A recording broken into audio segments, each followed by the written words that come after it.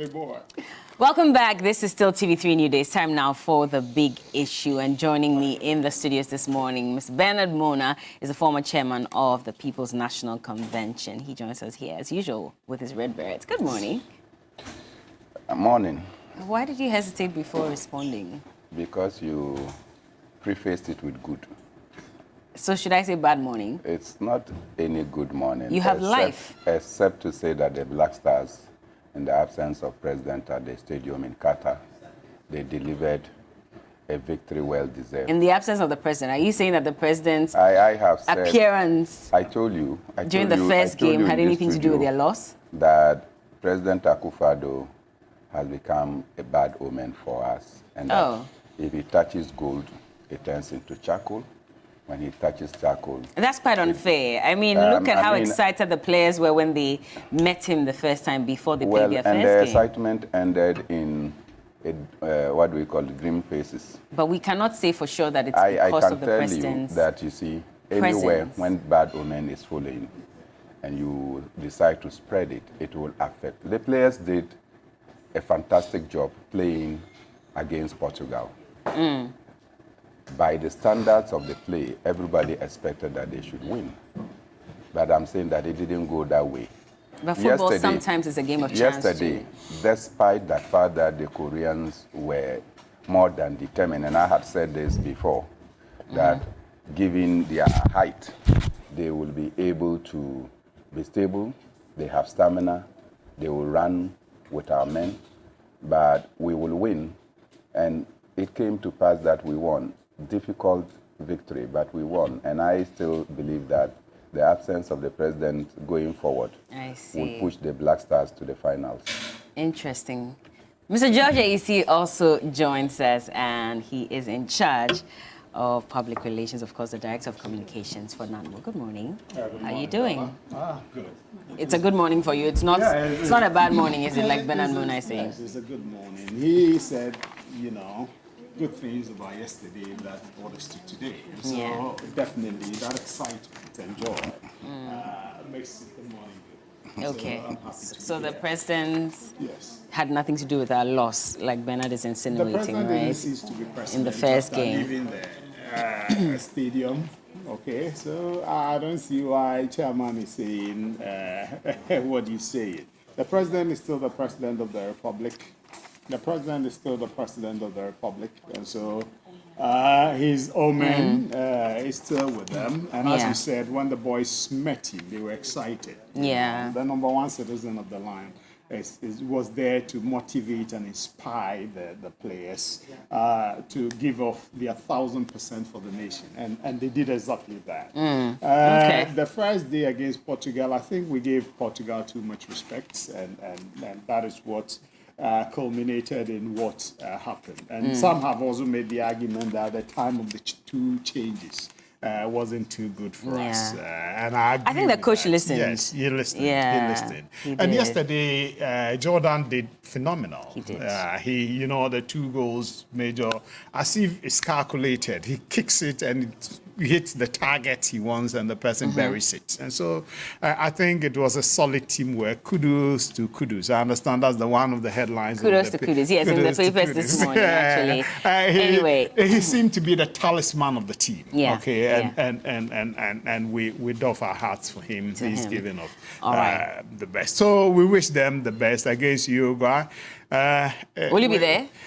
Against Uruguay. Yeah, would you go and watch? No, I've seen a few government officials, that's what I'm asking. But anyway, we're also going to be joined shortly by Honorable Roxanne Dafiamekbo, who will be representing the NDC here. But before we have him join us, Pakwesi is on standby. He's the man who talks business here at Media General. And we're going to be talking about the policy rate, which has been increased to 27%, according to the governor of the Bank of Ghana, who also doubles as the chairman of the Monetary Policy Committee. So he addressed the MPC press conference yesterday, and he said that inflation has remained elevated, and this is driven largely by food price and pressure, and also the decline in the cedi. However, the monetary policy rate has been increased by 27%.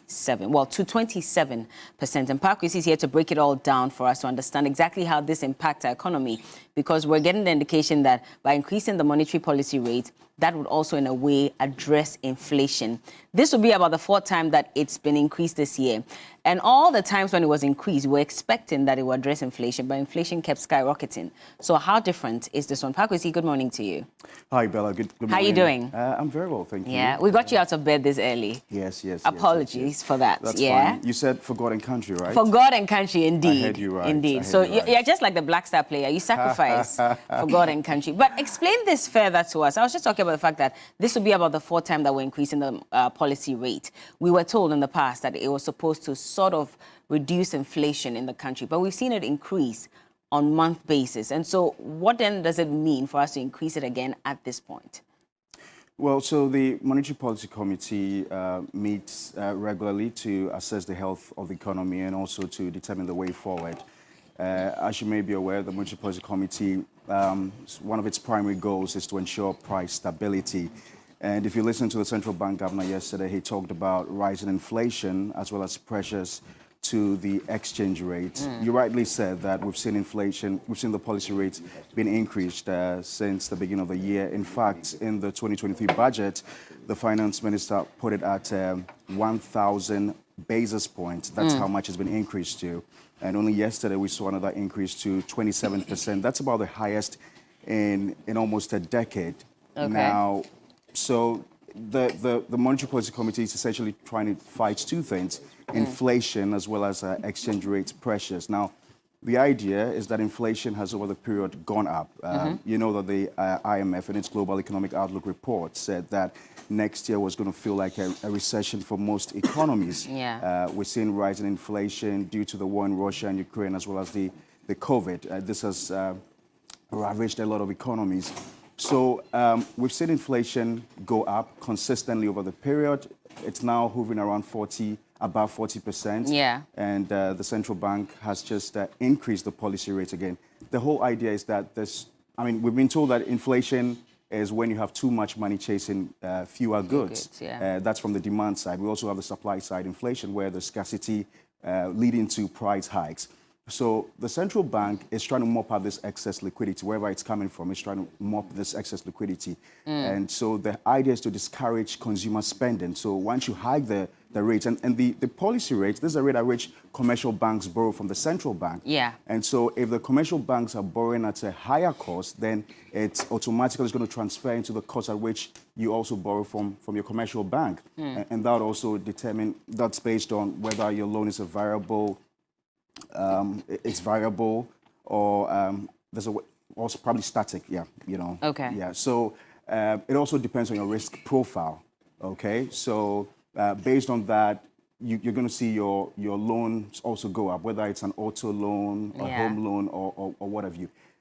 Again, it's going to go up. At the moment, it varies, we're told, per the banks. But then we're looking at, around 35%? Well, for of course, the banks have their various rates, okay? But for the individuals, based on your profile, you can negotiate for a variable rate. But for a lot of people, it's difficult to because you need to have some clout to be able to negotiate for a variable rate. Yeah. Otherwise, for most people, it's a fixed rate. So once the interest rate goes up, you're likely to spend more on your loan.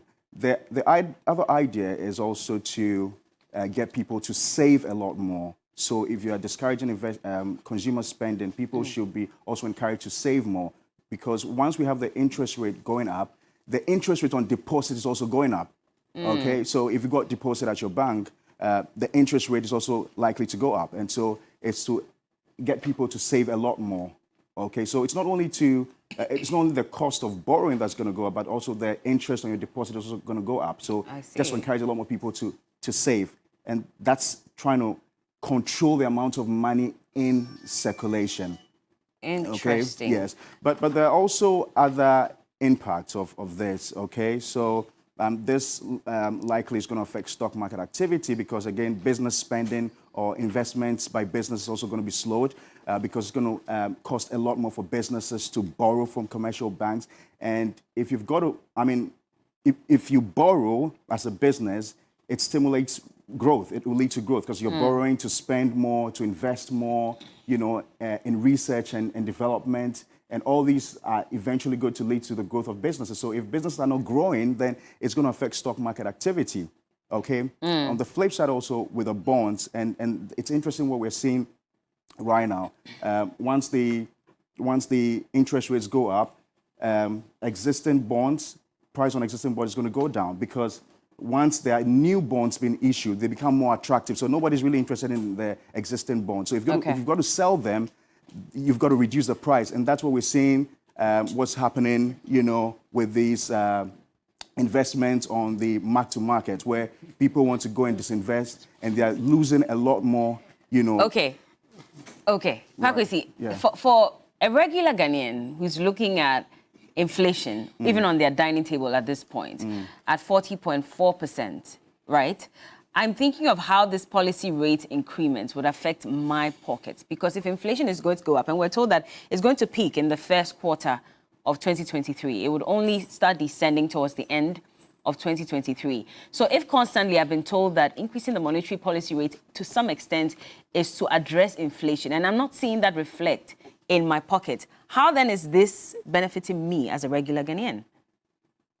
Well, I think we've had this discussion time and again. In the advanced economies in the US and the UK, we've seen, particularly for the US, for instance, we've seen inflationary pressures easing. And just recently, the Fed only increased its rates by just 50 basis points. And it's suggesting that in the coming months, it's going to slow down with its rates, because we're seeing inflation. I mean, they are achieving that target. Unfortunately for our market, it's a bit difficult. But of course, the central bank cannot allow inflation to keep going up, because inflation is a danger. Once inflation keeps going up, the price of goods and services keep going up, workers are going to demand for higher wages. And that's just going to spiral the high prices on the market. And so no central bank, it's not in the interest of any central bank to see inflation going up. And so the only tool which they have is the monetary policy tool, and they would use it. They would use it to mop up the excess liquidity to ensure that inflation goes down. So for now, that's really what it is, until we probably address because a lot of the inflation that we're seeing is imported. Energy prices, as well as food. Yeah. It's much imported. And so we don't have much control of it. So maybe in the long term, when we begin to look at the supply side, and that's obviously we're going to need some support from government on the fiscal side, to help, to pump up some more investment in the productive sectors of the economy, to invest more in agriculture, so we ramp up our production. Okay. All right. Well, thank you so much for joining us this morning, Pakwesi Asare, breaking it down for us to understand exactly what the increment in the monetary policy rate means for the regular Ghanaian. I hope you got some understanding. But also joining us this morning in the studio is Honorable Roxanne Nelson Eche Kwame Dafiamekpo, the MP for South Dai. He's here on behalf of the NDC. Good morning. Morning. How are you doing? It's been a while I saw you, actually. I do come, but I think you have been concerned. I've been with MIA. Some other. Anyway, more important I hope you're doing well. Well, tired, but okay. You're tired. But at least you're celebrating Black Stars' victory yesterday. Of course. Yes, of course. yes, of yes, course. yes. Where did you watch the game yesterday? I watched the first half in Ho. Oh, okay. Then I took off for Accra and listened to the so second you half listened. on over the radio. And I must say that yesterday we did what we had to do, especially because we were under pressure from the entire nation, as well as the black race, I should say. Our performance against Portugal wasn't bad, but we lost concentration after the first equalization. After we equalized the first goal, I think we had hardly finished jubilation when they scored. they increased the tally to 2. And before we could say Jack, they scored a third goal. So, but we pulled one back and fought until we could equalize and make it 3-3. But it was not to be. Yeah. Yesterday, we suffered a similar fate after going up 2-0, 2-1, 2-2, and 3-2. Nearly the entire last 20 minutes was played in our box. In our box. Yeah. And we had to soak the pressure. It was like the way the Greeks pounded the walls of Troy. Yeah, literally. It was artillery pounding. Yeah. We were pounded and pounded, but graciously we stood the pressure and got the 3 points, which was very critical. So if you see us standing on the table, second with 3 points, 5 goals for, 5 goals against. Yeah. And it's if we by are able grace. to hold our own against Uruguay, I think Would we be able to? Do you think we would? It's a revenge match. Okay. We need to be very vengeful in that match. Yeah. Because you see, we haven't forgotten what happened to us, Suarez and his close did to us. So Yeah. we had to go in and revenge for that. I mean, you also go and catch them. No, we won't, but we'll beat deal with them. We had to deal with them, and we had to, it's like Third World War. We will. We had to beat them. Yeah. Yes, we had to beat them soundly and be physical. Uruguay requires a win. Yes. Don't forget that. They require a win, but we also require a win and revenge. We Yes. require a win. And so revenge. It's going to be. We have extra motivation to revenge for what Yeah. they did to us. So we we have the extra motivation. We need to beat they them. also have an edge to say that why you thought that it was the Suarez hand. But it was. Yes, it was. It was. I mean, Anyway, we got a penalty I'm and just we let letting it. you into it that no, it's not going to be an easy game. At all. I have confidence that the Blasters will progress to the finals. And so nothing stops us. oh, into the finals, Into not the even finals. to Yeah, knockout. into the finals. Okay, well, let's see how it goes. But let's come back. Bella, before you go, I think we should be careful with the revenge mission. Sometimes We should be? careful with the revenge We want to mission. draw blood. Why are you telling us to be careful? No, because sometimes you're so determined to revenge that you end up hurting your own self. Yeah. No, You get it. So, Revenge is good sometimes. Sometimes it's good. Eh? Revenge. but the Lord says vengeance is mine. Yes. You get it? So the Lord will So be he'll be on the The pitch. Lord will be on our side. and we have to beat them. We have No, to we be just very have physical with them. Yeah. No, wipe we'll our play, tears but this we should be time, careful. Otherwise, you go getting penalties and others. Yeah, that's true. We will be. We will wipe our tears this time. We will. Hallelujah. Don't be Ask for that. tears this time. I want to see Suarez The crying. shoe will be on the other leg. You know, Yeah. I want to see It's that been one in 12 particular years. crying. Yeah. Friday will be at the Yeah. side. Hey, Friday, and it's a long weekend, so we have to make sure we enjoy our weekend. But let's get back to our conversation, and we're talking about the monetary policy rates. And I'll start off with you. What do you think about it? Is it a step in the right direction at this point, this very critical point, to increase monetary policy rate? It's not. I was shocked when the NPC met and actually increased the policy rate from about 24.5 Yeah. to 27.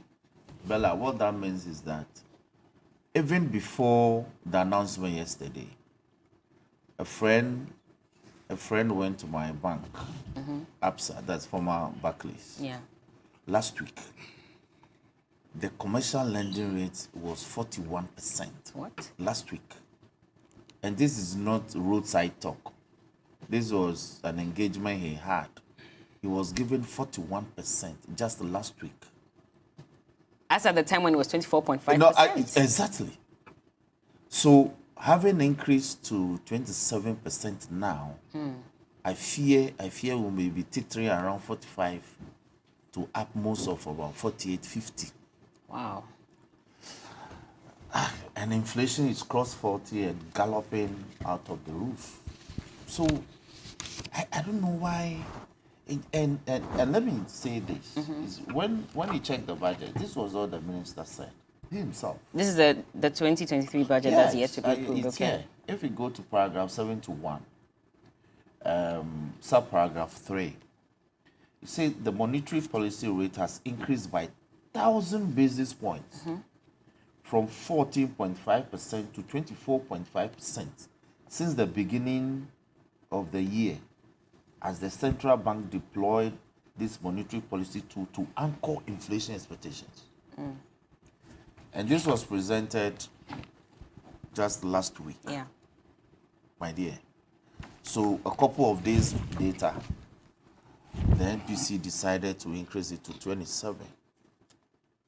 So the policy or the reasoning, the rationale that these are done to anchor inflation isn't working. It is not? It is not.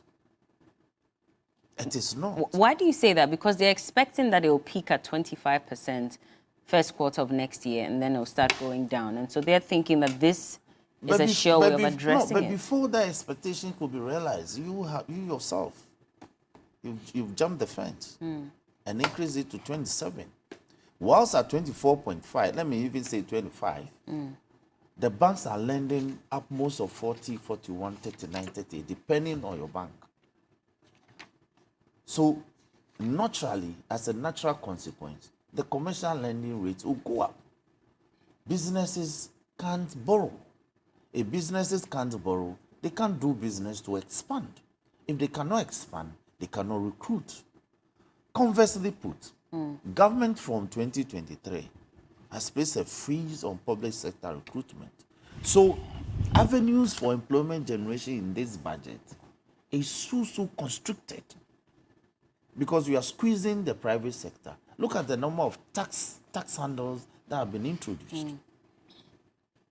So whilst they are going to suffer heavily under taxation, you're also making borrowing extremely difficult for them. So virtually, you are stifling the business environment for expansion and to engender productivity. I don't want to be political this morning, but we are in serious times, extremely serious times.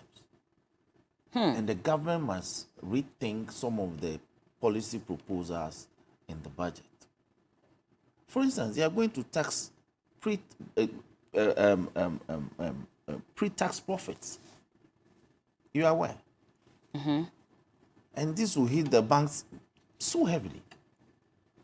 And the banks are a very, very large avenue for recruiting, especially the middle level, middle level employees. So, Bella, I'm worried. You're worried? I'm really worried. And the agri sector is also not helping. If you look at how much money we pump into the agri sector in terms of the programs, flagship programs, a lot will say that 1D, 1F is under trade, but a lot of the companies that were earmarked for establishment were to be agro-based. So we're supposed to be producing to feed these companies. It's not happening. Planting for food and for jobs, it's not happening. Planting for food and for export, it's also not happening.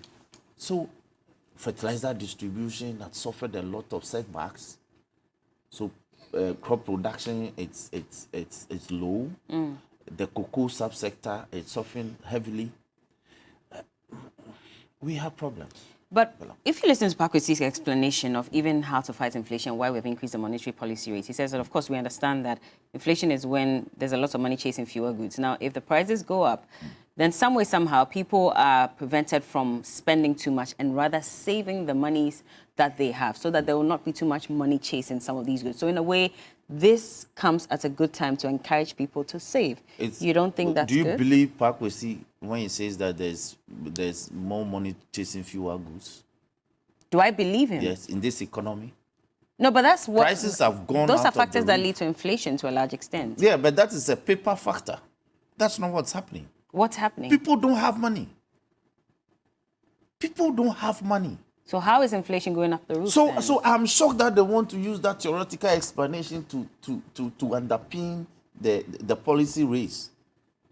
People don't. There's no money in the economy. So what's the real reason? Anybody for who inflation, tells you then? that there's so much money chasing fewer goods hasn't been practical. Look, people are asking for 100 cities they can't get. Honorable, sorry, that Pakwesi gave 2 points. He did, yes, but then you let him explain But I'm saying this. that yeah. anybody who say in this economy, this 2022 economy, there's more money chasing fewer goods, hasn't been here. Because the cry of everyone, including myself, my colleagues, even ministers of state, is that, Jack, there's no money in town. So what's the real reason for the inflation? Then? So they should be telling us they are in charge. No, but you're saying that that's not the case. So what is the the effect case? we are seeing, Bella, is that there's very little fiscal space. There's very little money in the system. If you want money, it's so difficult, but it's so easy to spend. So for anybody to say that there's high inflation because we have so much money chasing fewer goods, it's not. The minister himself says that as much as 93 billion Ghana cedis has been added to our public debt simply because of depreciation of the cedi. So depreciation of the cedi against the foreign currencies could be a key factor in influencing price hikes. Because if you talk to the corner shop owners and sole proprietors and people who go to the wholesalers and do business, the wholesaler imports. He gets his pricing from his international partners. He prepares an invoice. The policy rate is maybe 10.5. He makes available his forex. He wants to pay.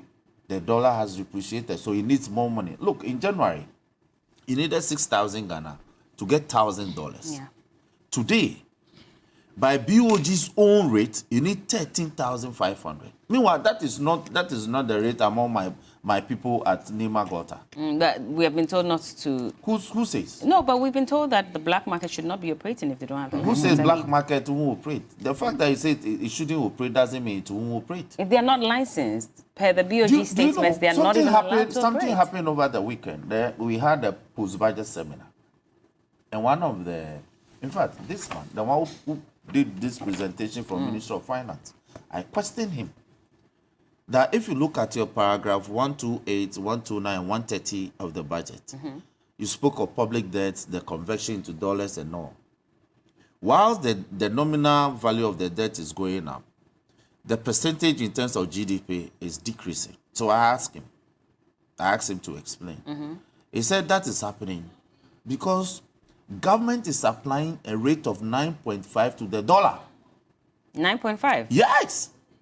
That's the rate government. So every conversion of our debt into cedi or any conversion into dollar, any dollar sum you see, government is using the rate of 9.5.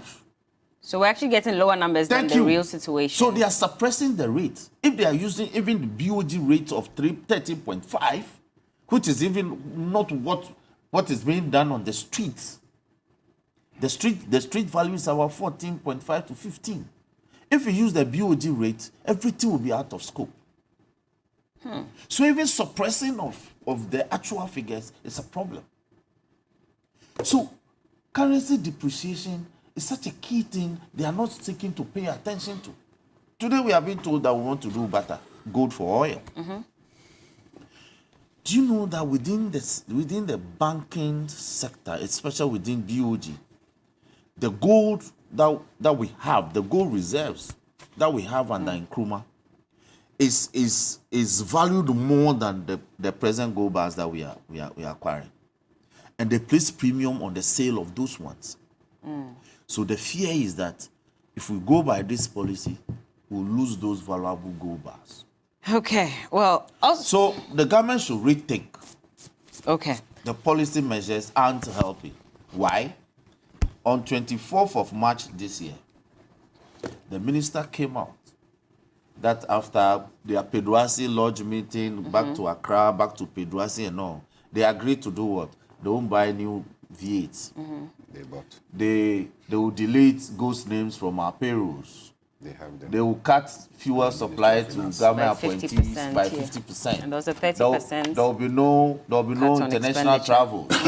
There will be 30% salary wages of 30% cut in the wages of government appointees, MMDs, DCs, and ministers. They will prioritize ongoing government projects and won't start new ones. They will do what? They listed all this. Quite a number of things. Yes, in fact, all imports into the economy, all imports into our ports, the appropriate import levies will be paid before they are taken out of the port, which suggested that goods were leaving our ports without duties being paid. Council, please end for me on this. Bella, in November 2022, we were expecting the government to tell us the benefits of some of these policy interventions as an economic measure. To himself, I can give you the introductory paragraph to that statement. He accepted that when the economy was in dire straits, inflation was galloping, fuel prices were out of the roof, lending rates were so much, and that these were the measures to bring comfort and succor to our people. In fact, they'll reduce fuel prices. But he hasn't given us a breakdown of how much we have saved from that. That's what you're saying. It hasn't happened. And yet, All right. if you go back to their budget, they reproduce the same policy measures. Okay, let's move on. And let me also introduce our fourth guest for today. He's Courage Boti, research lead economist at GTB Capital Limited. Thank you so much for joining us. He joins us via Zoom, and we'll come to you shortly. But Bernard, I mean, what do you say about this? Is it a good time to increase policy rates, looking at the explanation that Pakwesi has given us today as to why this could have been the reason why the Bank of Ghana increased it? Bella, good morning. Good morning. Good morning again. to Nelson and to the disaster man himself. I see. I appreciate his presence. When you have economic disaster, you need a person who communicates in disaster to come and sit here. To address the issues. To address it. And so now that we have policy-raised disaster, who else is more potent? Sometimes you have to even try and prevent it from happening. Yeah, so You he's know, here. They haven't succeeded in preventing the disaster. I just wonder whether he'll be able to stand this particular tsunami. Bella, to be fair with Pakwesi, he defined inflation in two terms. One is so much money chasing few goods. Yeah. Two, scarcity of goods forcing prices to rise. Yeah. And therefore, we cannot take just one side to make the argument this morning on the presentation that he did. So if we are talking about excess liquidity in the system, the reason for which you need to increase the policy rate, that also affects the lending rate, then obviously we have failed as policymakers at the Bank of Ghana. There is no excess liquidity. By every stretch of imagination, people are in dire need of cash. People are struggling to purchase fuel. People are struggling to buy food. Money simply is a very rare commodity in recent times. And therefore, many don't have that money. And I was surprised when Nelson said that 100 cedis is a challenge to people. No. Where I come from, 10 cedis is a challenge to majority of the people. Thank you. You are there when some people send you a message, please send me 10 cedis. And you look at the caliber of person that is requesting for that money, and you break down. And so add that they may not feed that day. You break down because of the person, you know the person, and the person's request. We live in a country where contractors have not been paid. Many of them have suffered pressure diseases. Many contractors have started selling off their own property in order that they can still stay alive. Shock has killed many of the contractors. Look, if you go to the security agencies, go to the military, people who went to Mali, they have not been paid 6 months of their income. If you go to prisons, they have not been paid their, uniform and other allowances. That is to tell you the level of liquidity squeeze in the system. And so it could not, this particular inflation that we are going through, could not and cannot arise as a result of so much money chasing few goods. That is not possible. And so at this particular time, when you even owe contractors and yet they have jobs to deliver and they decide to go to banks to go and borrow so that they can come and deliver the jobs that government want to be delivered, they go to the banks and they are borrowing in excess of 44%. Something is not working. What is not working? It means that our thinking is not aligned with reality on the ground. Now, when you talk about so little goods in the system, forcing prices up, what are the goods we are talking about? Food inflation. This is the harvest season. Yeah. And food inflation is still on the high. What it means is that there is actually no food even at the time of harvest. There is no food at the time of harvest? At the time of harvest. But the Agric Minister will disagree with you on When this. you go and bring plantain, which is a perishable, how do you store plantain for the next 4 months? In our economy, how do you store plantain in the next 4 months? So it's perishable. So within this period, plantain could be in the boom. And so we could see lots of plantain in the market. But that is just for a temporary period. After that, there will not be plantain any longer because it's a perishable commodity. So when you go and bring plantain, in any case, where I come from, plantain is not a staple for me. Okay. I don't remember the last time I ate plantain. So you didn't benefit from the... In fact, if I'm eating plantain, then it means that... The markets that they are going for to... the whole day, I have not eaten and I stop by the roasted plantain and I take one. I'm not a fan of it apart from the But you like yam? Yam is a staple for you. Oh, yam, yes. Okay, so that was also available at yes, yam, yes. PFG markets, by the way. You But understand? make your point. Yeah. So I'm just saying that when you have perishables that are being paraded as bumper, it means that we have a problem. Because one of the major problems we have is how to even store our foods. And so at this particular time that we are in the harvest, because we are harvesting our soya now, we are processing our maize now, and yet there is problems. We don't have enough in the market. So I'm just looking at post-February, how the market is going to look like for our foods. So what it means is that we are going to import more maize. And you are a Ghanaian, you know the many things that maize can be used for. So you are going to import more maize into so that we can get our kinky, we can get our banku, we can get our kple and TZ and cocoa and what have you. There's a plan to grow more maize so that we can consume There is a plan to grow. We have not grown. I'm saying that there is a plan to grow. 6 years. There is a plan to grow. We are talking about the immediacy. And you are talking about when? Tomorrow.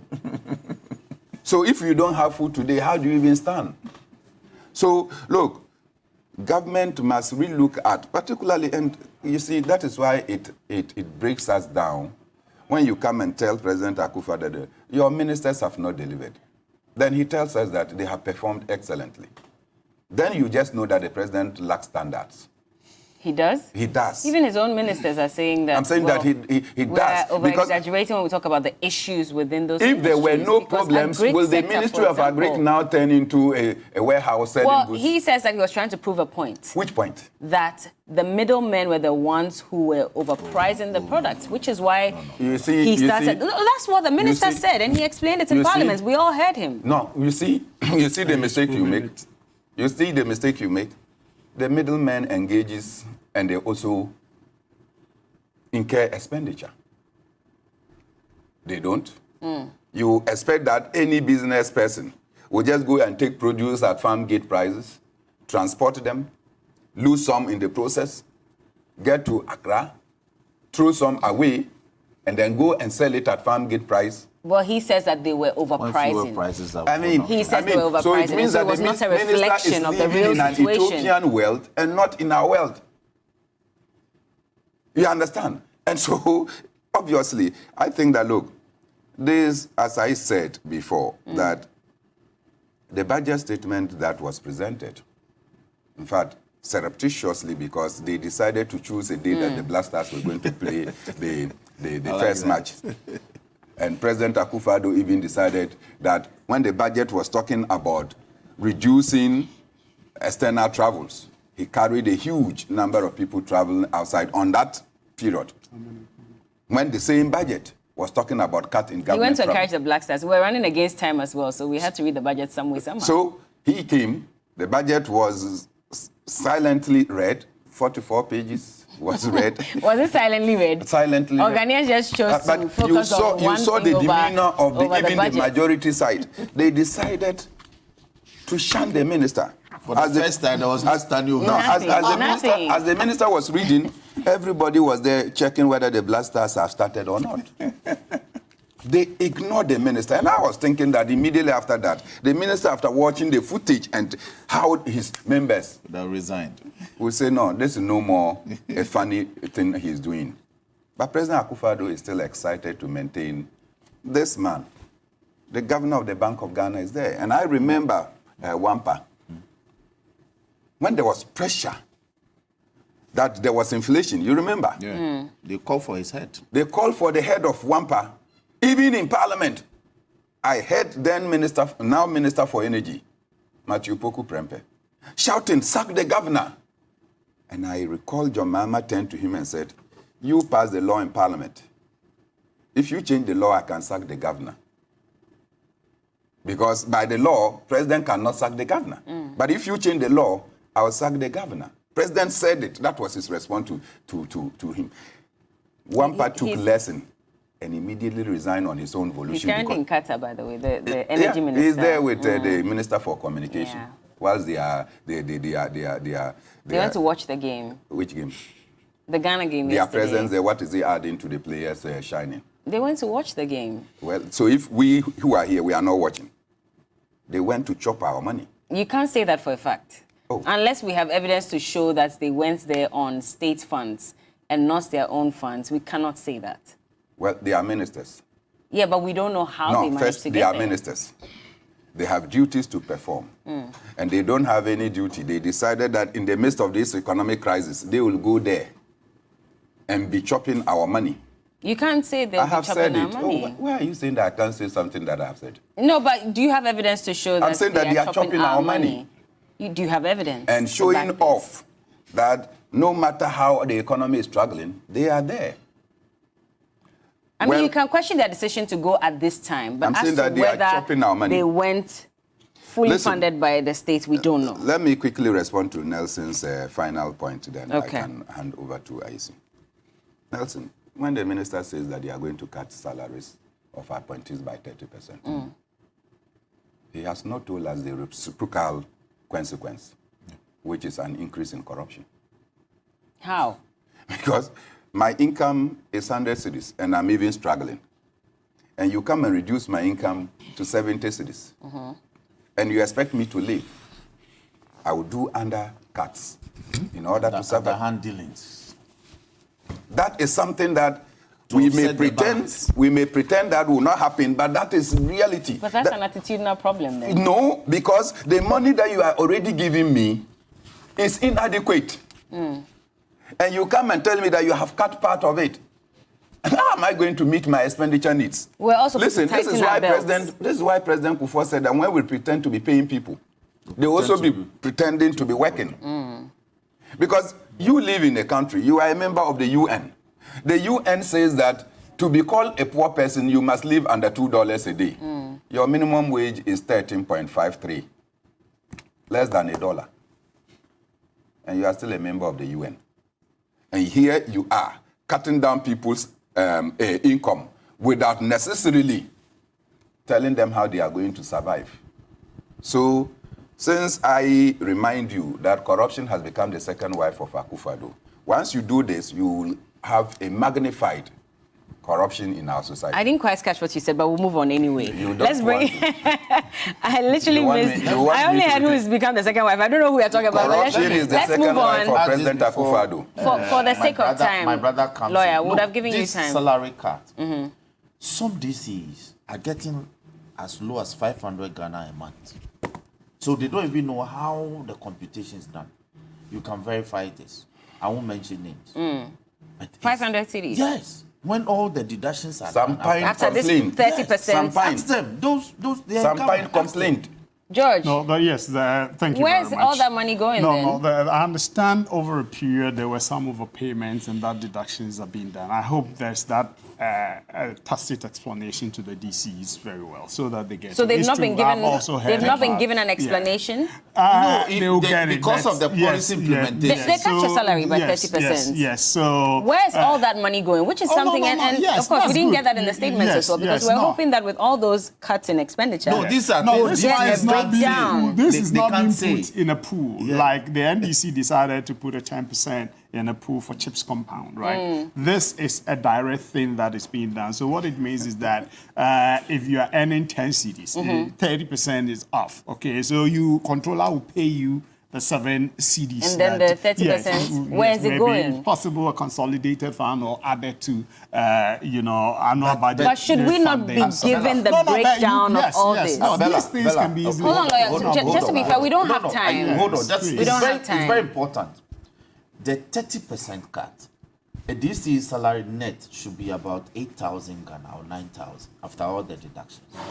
So if you are taking 30%, I told you, there's been some earlier overpayments. But Even let that their be beyond salary that. didn't come Yes. early. Yes. It Okay. took like a year for them to for I their agree. salaries No, to be no. Okay. regularized. What you say, Okay, I'm let's also come back. have heard some DC. All right. They've complained to some of us on those. So And you're you see addressing that it. takes Yes, 500 government Ghana is going to cedis. address So that. just to buttress Now, the let me, point. let me, Is that let me. person Allow going to George, survive? please. Yeah, yeah. Allow You see George. where the Yes. corruption Allow comes George. in? Yes. George, so then Yeah, how let are me- you addressing Yes, the monetary everything else policy but the main issues. issue that's, is supposed to make life easier for Ghanaians? Yeah, no. If you read the budget, there are austere measures and there are a lot of social protection policies and programs. Which that are austere measures incorporated. necessarily? No, if you're going to cut 30%, if coupons are you going to say be cut down by policies? 50%, okay, what does it mean? Okay, and people are saying, how are you going to monitor the use of V8 in cross-country basis and not in the capital? No, if you are entitled to 100 coupons and then I'm giving you 50 coupons, nobody is going to tell you not to use your V8s in the capital city movements, okay? But does You it need not to breed manage it corruption well. to an extent, Oh, which is what they raise? The coupons are I'm not going denominated to. in 50 and 100. 100, yes. So if you cut by 50 and make it 100, they still get 10,000. Let me come to the issue. Okay. Bella, before I touch on the Bank of Ghana, I'm going to give you the reason for increasing that, which is Okay. other than inflation targeting. Now, the first one, I disagree with John Hughes when he said the haircut. There's no haircut. There's no haircut. What? There's no haircut? Yes, there's no haircut. Your own budget is saying so. No, let me you come. go there- Hold on, gentlemen. No. Please allow him. Allow Since you are me, coming allow from a me. disaster Please allow him to situation. Government is bringing in a program we call a debt exchange program. What does that mean? What it means is that An euphemism. don't worry. I'm saying there's no haircut because the investment environment today is a bit volatile. What it means is that because of the situation, the credit rating agencies downgrading of Ghana, people were thinking it was only affecting government. It was affecting the investment environment as well. Okay? And you remember the finance minister had said earlier that, people were pulling out their investments and go, before May and all, before they finally agreed on e-levy and other things to go restabilize the investment environment. Now, what we are saying is that there's no haircut because today, if I have a stock on the Ghana stock market or stock exchange, if the price per stock is about 10 cedis, if I go to the market today and I want to sell it off, I'm not going to get 10 cedis for each stock because of the investment environment. That is not government policy or decision, okay? It is the market's movement. So I may get 7 cedis or 6 cedis. That is the dictates of the stock market. Okay, and government of Ghana is saying, look, because of the situation as of now, don't sell off your stocks. Keep them, okay? Whilst we rebuild the economy, in the next 1, 2, 3 years, we're going to build back and bounce back, and you will get the full value of your stocks as of then. Then we'll begin to build, get your interest and other. Because any investor knows that when you go to the investment market, either you make gains or you make losses. That is how come stockbrokers will tell you this is a good time to buy shares. And they will tell you this is not a good time to buy shares. You get it? So these are things that we need to know. Any investor knows that. Okay? So debt exchange, you're saying, is not... Yeah, it's no haircut. It's no haircut. Government is saying, hold on, don't sell it, keep it. Because we will build back and then you get your full value in... But if I need my money now, you're telling me don't take it. Then you say you need it. So you go by the market. So then the haircut applies. It's not haircut. Government haircut is government policy and co. But government hasn't brought any such policy. It is the market dictates that is going to make you lose because the investment environment is not too conducive now. Okay? Yeah, not Then you are losing value on all your stocks. As of now, go to every market across the globe. Okay. Yes, that is the issue. Now, let me come to monetary policy. I'll let you come shortly, but just so that we can wrap up on this haircut thing, let me just bring in, our other guest on Zoom so that he can... Oh, let me I'll let you land, don't worry. Just this one, I'll let you come back. I'll give you time. Don't worry, I'll be fair. But you brought this up, and we have a finance person, so I just wanted him to explain that. So, Courage, are you still there? Hi, I'm here. Good morning. Good morning. Just to bring you in briefly before even I allow you to really touch on the monetary policy rate later, do you agree with this explanation that Mr. George AC is giving us? That government, as long as government has not put out a statement that says there should be a haircut, once you go ahead of time to go and withdraw your money, then it's really not a haircut. Is that true? Well, at the moment, as things stand, where what is happening on the market is really a pricing issue as we stand. So if someone said government is giving a haircut now, as we speak, no. And the earlier speaker would have been right, because government hasn't done any haircut yet. What is happening on the market is that bonds trade, fixed income instrument trade, just as equities trade, and they trade at the price. And so the economic conditions, demand supply conditions, and then the credit ratings and every other thing that affects sentiment would affect the pricing of those things. So with the downgrades, with the depreciation, with the outflows due to the uncertainty and all of that, prices of those bonds are trading at very distressed levels now. In fact, you could see some of them trading at about 50%, 40% their face value. So what that means is that if you had, say, 100,000 worth of government of Ghana bonds on the market now, and then you decide that you want to sell it and move out, by mere fact that bonds are trading at very distressed levels now, if the price is 50%, you could end up getting 50,000 instead of your 100,000. That is the market giving you a haircut. So not government. So when government says debt exchange program, what does that mean then? Oh, no, definitely. Then definitely that is the arrangement to manage debt and reduce the risk thereof and then restore their sustainability. So that would definitely involve some haircuts here and there.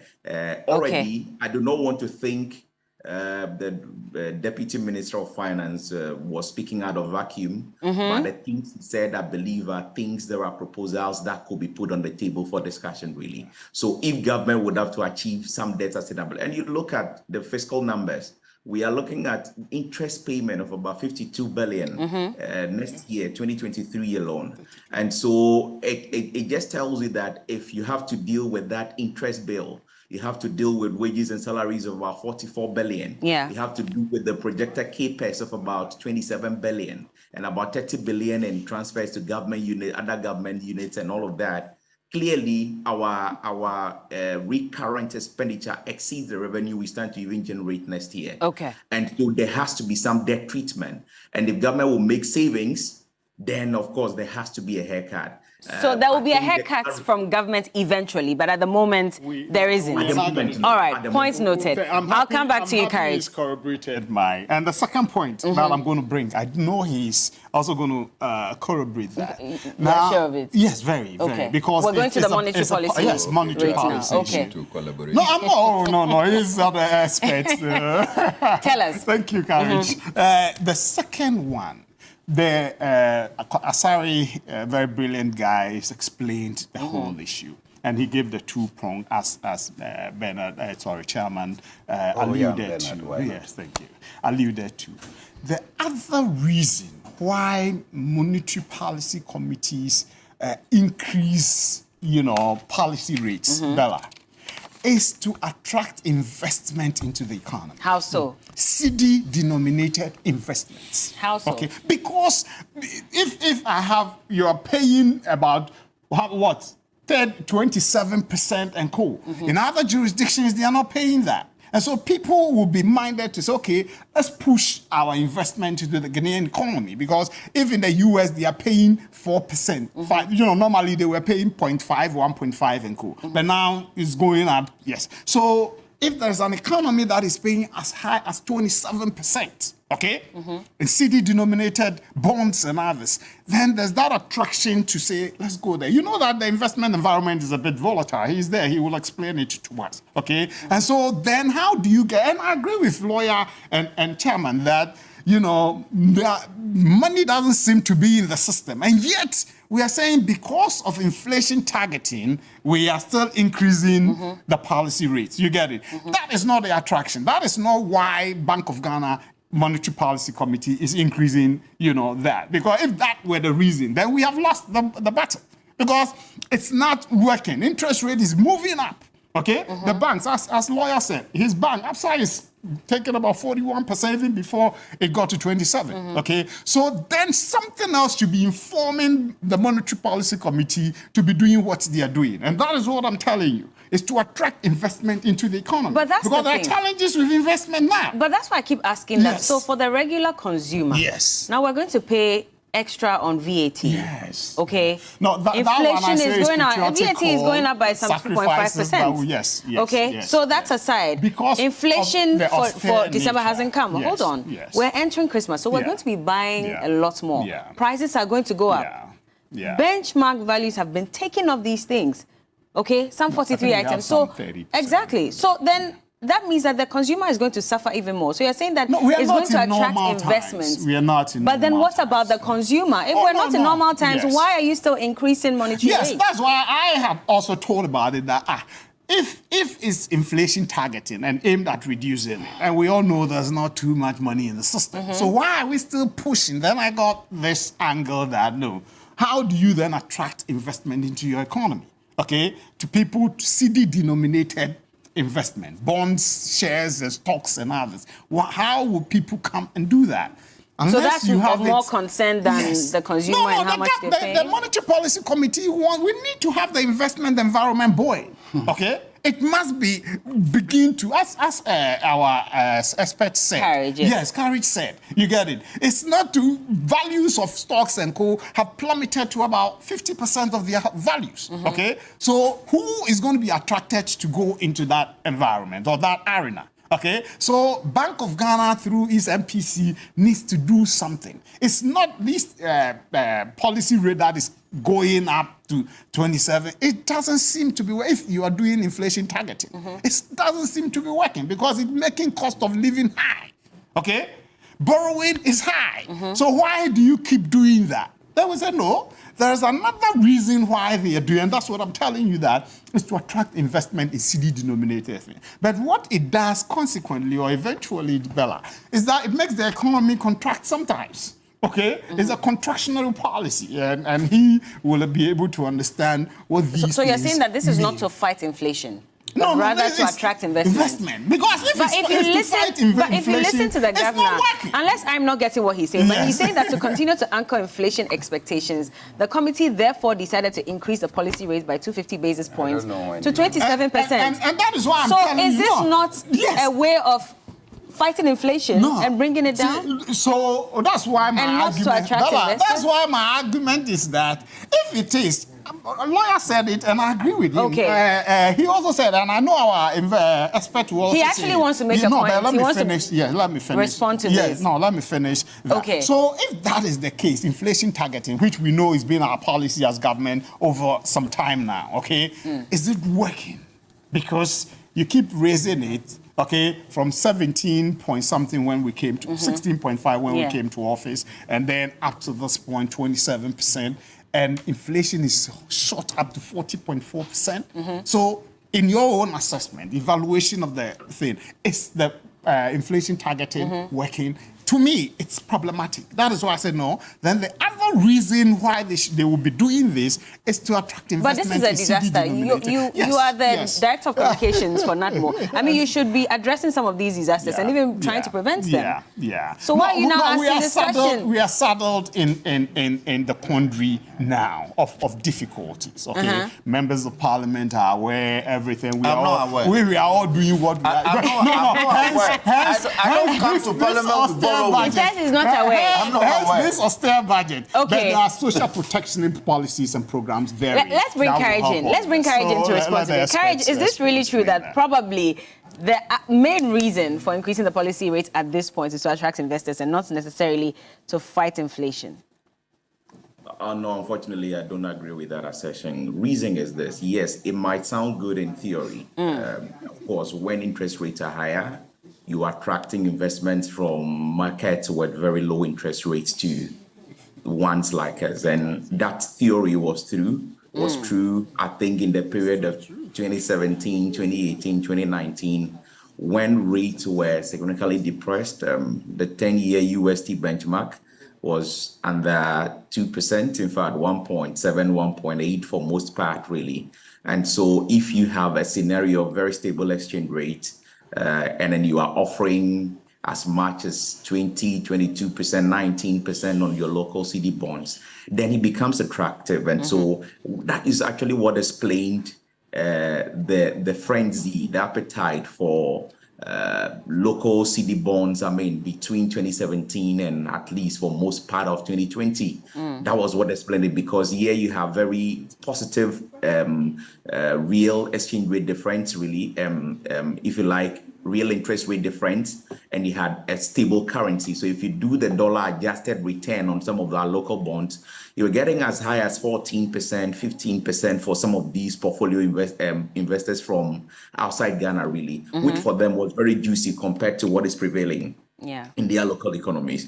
But in today's scenario, we have an exchange rate problem. Your CD has lost almost 60% year to date. When you look at it on the retail market, on the interbank market is about 54% or so. You have the scenario where, due to the inflation situation in those external markets or so, you are seeing policy rate hikes, which mean interest rate hikes in those other markets also, which are significantly higher than they would have been in some time past. Indeed, the effort to normalize interest rates and, of course, inflation in those other markets never really gained traction until this COVID and now the current situation we have, meaning that things could be juicy. And it's a reason why between September last year and as we speak now, there has been repatriation of about half of foreign investors holding in Ghana. It was 34 billion at some point. The last check, as in the last data available I saw, it's reduced to 17 billion. Now, it tells you that our environment is no longer that attractive because of depreciation, because of the risk of a default, which is actually priced into the bonds on the market. The reason you are seeing their prices so low, the talk about debt restructuring, which could have hit the foreign investors as much as to hit us. And so people are naturally moving out of our country because they feel things are not safe here. And I think the risk matrix hasn't really improved yet for you to even want to attract any new investment. In fact, the fact is, government is in the 2023 budget is not targeting a borrowing on the Eurobond market, at least for the next 3 years. So the medium-term projection saw zero financing from Eurobonds at least up to 2026. You saw for 2023 that government is planning to finance the deficit entirely from concessional financing, 64 billion plan. And that will be from bilateral and multilateral institutions that are willing to partner government, really. And so you saw that domestic financing, it was actually a net pay of amortization of some debt. External financing, it was amortization of some debt and non-new borrowing. And under these circumstances, no interest rate hike or no increase in policy rate, even if it's theoretically true, would attract new investment, because the fundamental issue, which is the risk investors sense, is still there, hasn't gone away. And until that is addressed, we might not be able to attract new investment, at least into portfolio. So this is a question I've been asking all morning. That yes, well, he talked about attracting investors. You're saying that's not going to happen. But for me, a regular person or a regular market woman who is going for a loan at the bank, now that the monetary policy rate has gone up to 27%, already we're hearing from Honorable Dofia-Mekpo that, people are getting interest rates of about 41%. If I'm taking about 500 or 1,000 Ghana cedis as a market woman to go and sell something on tabletop in the market, how do you expect me to pay back when the interest rates on whatever loan I'm taking keeps going up? At a time when inflation is high, cost of living is high, everything is high, how am I supposed to survive? Well, yes. So you take loans. Loans are not gift, first and foremost, even if the rate is 1%. Of course. 2%. But at this point, we know it's not a gift. But at this point, when we're paying interest on loans as high as over 40%, and now monetary policy rate has gone up again, that means that the commercial banks will be borrowing at a higher rate and will be giving it to us at a higher rate as well. That is where are we thinking of the regular Ghanaian at this point? That is where I'm trying to go. So let's understand what the Bank of Ghana is trying to do from this angle. It is not true that the policy rate hikes haven't worked. In fact, from March, April, May, all the way to July, the data that I saw showed that the curve of the inflation curve was kind of at a point of inflection. What that really means is that the rate of increase had slowed down, and then there could have been declining inflation from, I guess, thereabout. You saw the month-on-month inflation prints, and then they actually churn out lower and lower figures month after month, really. And so that was evidence of monetary policy working, right? And their target or their mandate is to target inflation. But what were the real causes of inflation this year? I see, among many other things, three main things. Okay. Fuel prices on the international market affecting export prices locally. Depreciation, which on one leg affects the value of imports, the clearing at the ports, and then the prices investors charge, the importers or the traders charge on the market. And then, of course, that same depreciation affects fuel pricing because it's part of the automatically adjustment formula for fuel prices at the pumps, really. Yeah.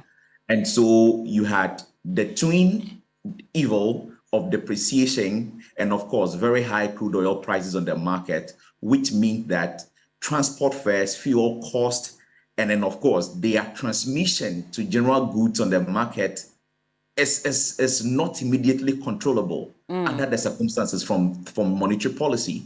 And then you have food price shocks, which wasn't more about food production, I dare say, and I say this because there is not a time anyone complained that I went to market and I couldn't find food to buy. It was about the prices. And so I'm tempted to think that it's about the distributional channels. It's about the transport mechanism to the main market centers and the places where there are population density, really. And that is why, even if you would not agree with the the Greek minister, the idea is to, and I say this not because I endorse it, the idea was to say, if we do it right, we could reduce prices. But how does that feed into policy for the whole market to benefit? Because the whole Accra cannot buy food from the Ministry of Agriculture's car park. And of course, we do not consume only yam and plantain, really. And so there has to be a more holistic approach to it. So food prices, exchange rate depreciation, and fuel prices, for me, those are the top three amongst the many other causes of inflation. And those are what we should be focusing on and not increasing policy rates. That's what you're saying. What I'm trying to say is that those things are within policy. Bank of Ghana's job is not to increase food production. We understand that. But government in totality should be addressing these matters. Exactly. And that is where policy should be channeled at. And that is why I am not exactly convinced about some of the proposals in the budget to try to tackle some of these issues. But the Bank of Ghana's job is price stability. Of course. And yes, we might argue there is no money in the system, but I've seen data that suggests that the Bank of Ghana has financed the budget about 33 billion this year. That in itself is inflationary.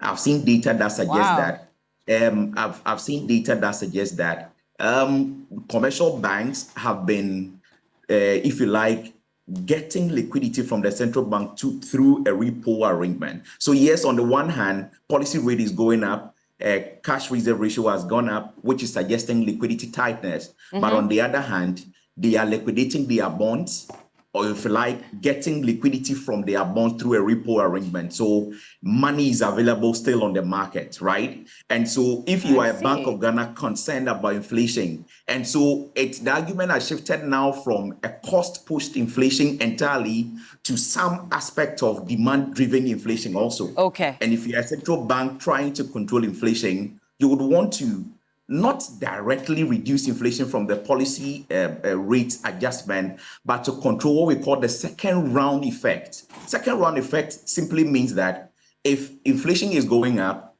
those on the market, probably if they are selling a ball of kinky for 1 cedi, inflation may mean that adjusted to 1 cedi 20 pesos. But they might also cash in and do maybe 2 cedi, 3 cedi per ball of kinky. If I reduce the level of liquidity in the system even further, tighten it further, consumers may not be able to buy as much kinky as they want to buy. And then if you also are not making enough profit, you might be minded in how you adjust your prices. So the reaction of pricing agents is what the Bank of Ghana is trying to control with the aggressive policy rate hike. All right, thank you so much. Evidence is not out there yet. But ultimately, it will show. And the projections I have made seem to suggest that by March next year, inflation could be peaking and we could begin a descent. At 25%, we're told. Honorable, do you agree to this? Thank you. Now- Courage, fantastic. So exactly what did Courage Boti say? Was he in this country in 2016? All the things he said. That even John Mahama did just half. They say he was incompetent. Was he in this country? Did he speak in the terms that he's speaking now?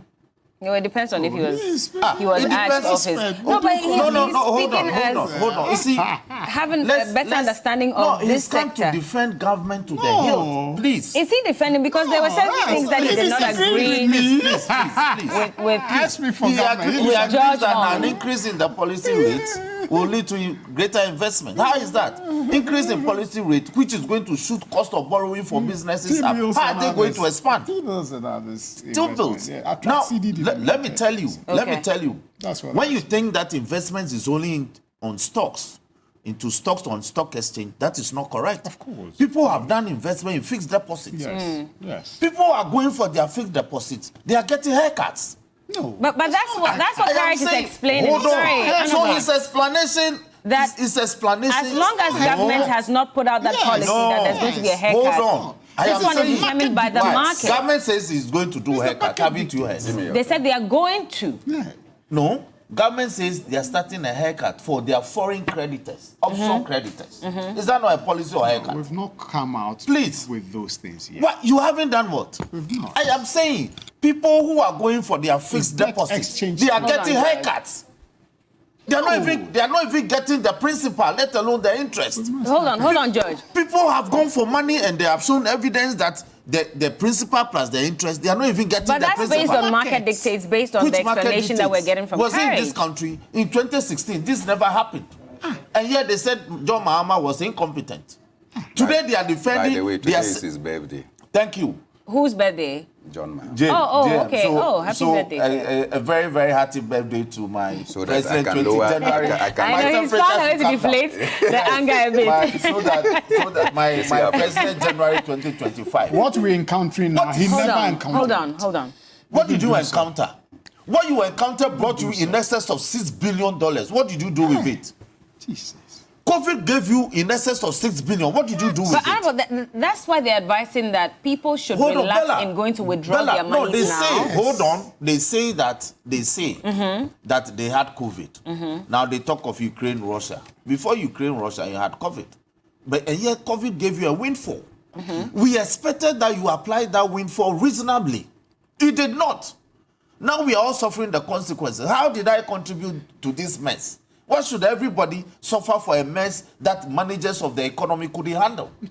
And everybody appears to be defending them. Why? You invest money with you contract to invest your money. A principal with an interest to be paid at the expiration of 91 or 180 days. You go now, you can't even get the principal. And they tell you market forces. Market forces. It is not? It is not.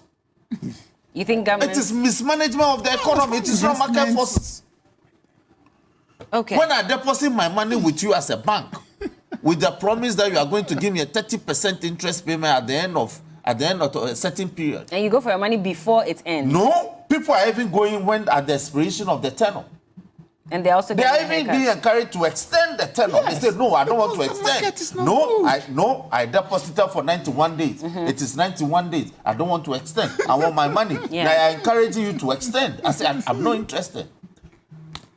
Refund my money. They are not even getting the principal. And we speak of this. These things are happening. Please accept it. Yes, I mean, the truth is it is happening. It's happening. Yes, people are losing don't money. It's not a government But- policy. So whose The policy? government policy So why hasn't is the kicked government in not yet. calling the banks It to is the order? market. Which market? So you think market? that, so in this case, That's government, the market there. government No. should call A these banks fixed to order. deposit. Do you know that when you can't. Do you know No, that hold on, when that's you do what a he's fixed deposit, suggesting. you sign that there's a contract that you sign? Yes. Okay. Do you know that? Yes. So don't tell me it's about market forces. People are reasonable. But the Bernard. minister is aware of the market Hold on. forces. Which market forces? Okay, gentlemen. It's a, we I'll call it speak a about fixed gold for, deposit investment. Okay, Bernard, final words so we can go. Bella, you give me a parcel of land, and I tell you that I'm going to build a house. but you realize that I put some tomatoes on some portion, some pepper, some corn, and some cassava. Then I come to tell you that I am not doing farming, and you also believe that I'm not farming. Oh, what analogy is this? Because I came to you and you gave me, and I'm supposed to put up a building. But you can see that the things I put there. Appropriation debate starts today. Can We're not even analyzing anything yet. Finish, young man? At least we have 2022 budget to guide us. You come and tell me that because government has not openly said they are doing a haircut. So haircut is not haircut. When the haircut of also creditors. We have to go. When the actions of government indicates that there is a haircut. No, in fact, we are cutting heads off. We are not cutting heads off. Anyway, we are cutting heads off. well, our time is up. We have to go. Thank you so much. Cutting people's heads. We are not cutting their heads. We are cutting their heads. Thank you. You can't go there because if you are talking about vote for oil, I have something to say. 10 seconds. Don't worry. Yeah, 10 seconds. Thank you. The policy of gold oil is for the ordinary person. Okay. Because if you look at the price build-up for petroleum products, that, constitute exchange rate depreciation constitutes something. Like 4 or 5 cedis currently. And when that begins, it's going to knock that off and then bring the price per litre down. I'm sure for later the ordinary this week. person. Later this week, More we'll delve into this better so we can understand. So, Mr. George A.C. is the Director of Communications for Honorable. Bernard Mona is the former chairman of the PNC. Honorable Roxanne Nelson Eche Kwame Dafiamekpo is the MP for South Dai, and they've joined us this morning. Also, we had Courage Boti join us from GCB. He is the research lead and economist there at GCB Capital Limited. A big thank you to the Lush Closet by Nana for styling me today. You can find them at the Shashi Road towards the Gethsemane Cemetery. You just find them next to the Allied Oil filling station. Thank you so much. We'll be back with some more. Keep watching. This is TV3 Newday.